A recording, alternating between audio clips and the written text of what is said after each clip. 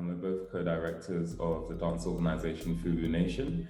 And how we would, I guess, define ourselves is really, we were saying words like interchangeable and malleable, flexible, because we're, as an organization, we're constantly shifting.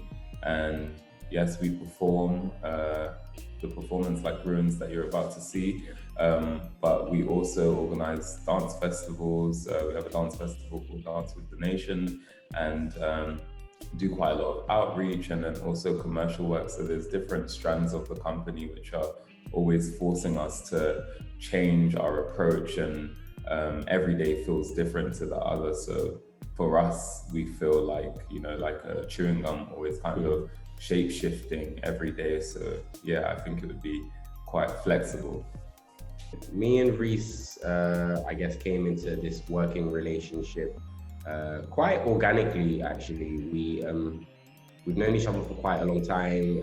We've been friends for a long time. We met at school and kind of met through dance. So we used to train in the same like hip hop environments, and we were part of the same crew at some point.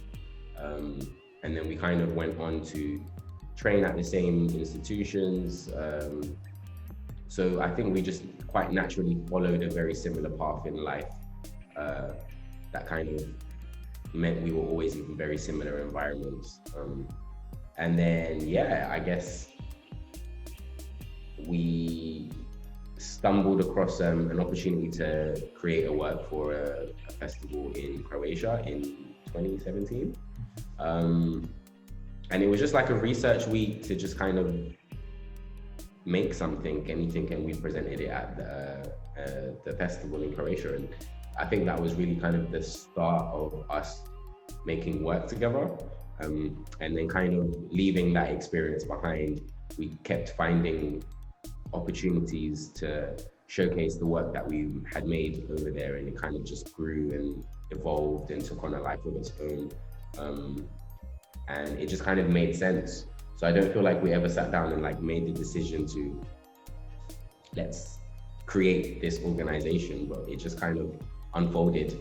And we kind of picked up some people on the way that showed interest in our ethos as a company, as an organization, in creating visibility for people of color, and on stage and off stage. So we met our producer, Steph B, who came, I think she came on around 2018.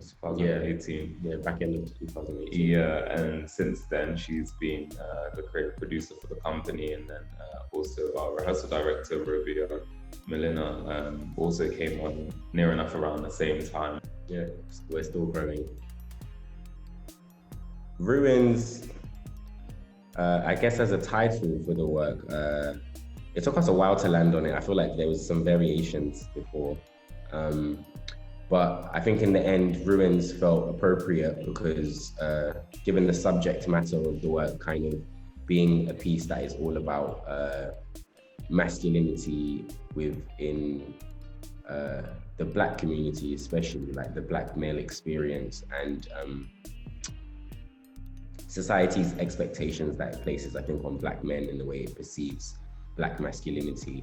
The piece for us is kind of all rooted and embedded in, I guess, the many layers and complexities of just the human experience. So it's about highlighting and showcasing, our strength, but also the pressure that we feel from the world around us. And also it's finding strength in vulnerability. It's finding the power in the softer sides of our beings. So I guess with all of that information in mind, we felt like Ruins was an appropriate title because when you think of a ruin, it's something that is majestic and historic, and it's beautiful, but it's also neglected and it's tarnished and it's like broken down. And I think it's it kind of speaks as a metaphor for what the themes of the piece are. I feel like as Black men are very often kind of neglected and abandoned, tarnished, and worn away by the world, worn away by society around them. So I think Ruins was just quite a nice short way of kind of trying to encapsulate metaphorically all the layers of the complexities that we're dealing with in the work. I think the challenge is in creating Ruins, because Ruins isn't just a live performance, it's a series of work which includes a film installation, photography exhibition, and a live performance. And the original version of Ruins was a short film. So for us, the challenge in transitioning from film to stage was quite something, because we had to still kind of keep the essence of intimacy that you have with working with a camera and film, and try to create that same kind of relationship on stage. So we were creating the live work with this in mind, so that we didn't lose anything that we had in the film, but we're kind of highlighting those moments from a cinematic perspective, but also making it kind of fill the stage and fill the theatre. So I think it was a really nice challenge to kind of find what that relationship is. And then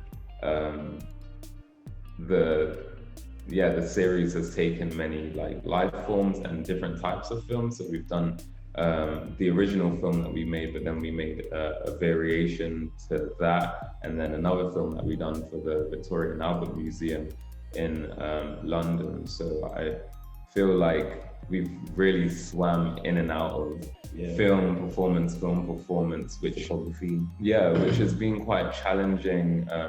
And again, this kind of shape-shifting word that we used earlier, because we were swimming in and out of film and performance whilst building up to the full-length work of that everyone's watching today. So that's been a challenge, kind of stepping back into your process, into another medium, and then stepping out into back into the medium of stage, and then back into film.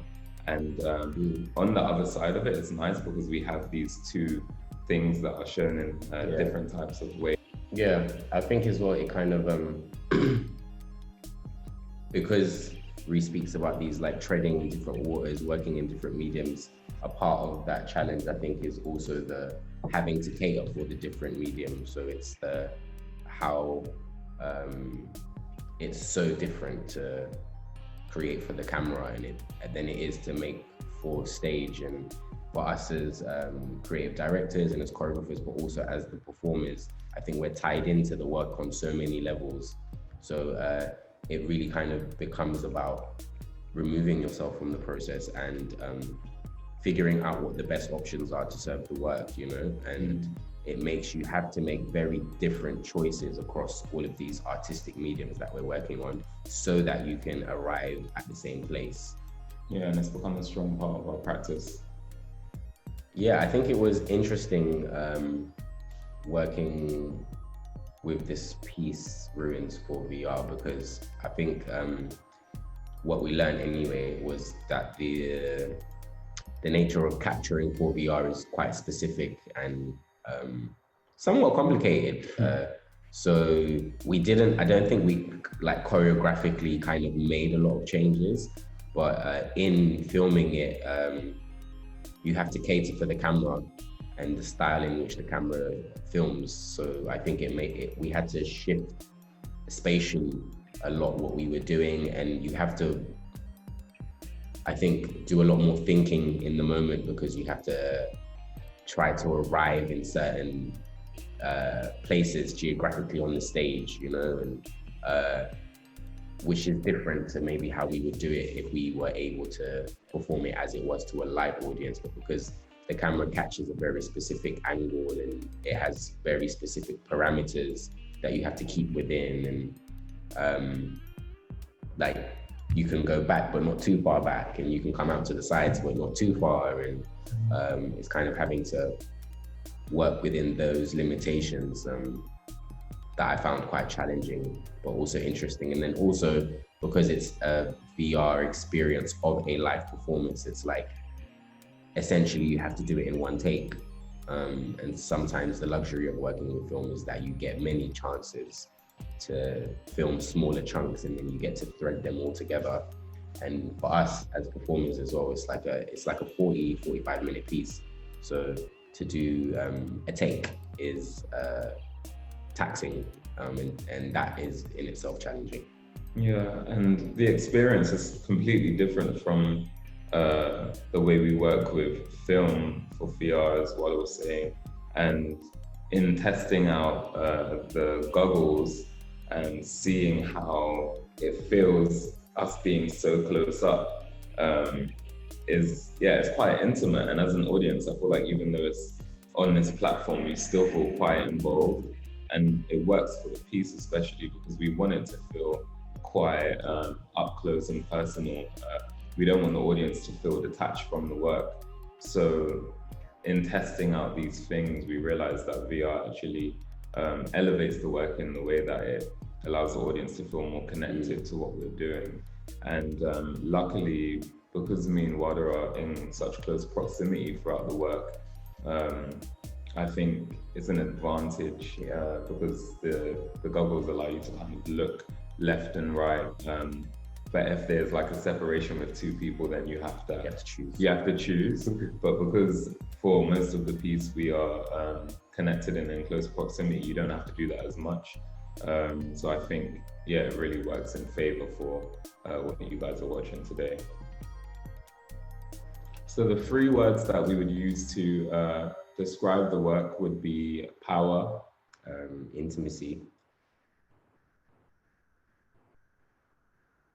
and vulnerability. Yeah.